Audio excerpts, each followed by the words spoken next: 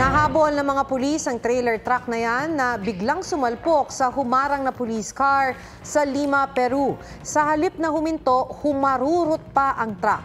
Umabot pa ang habulan sa kalsadang puno ng motorista. Ang driver, tinangka palang tangayin ang minamaneho niyang cargo truck.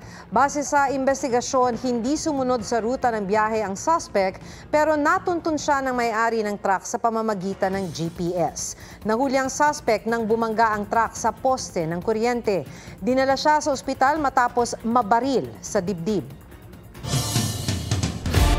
Patay ang isang magsasaka sa Northern Samar matapos suwagin ng alaga niyang kalabaw.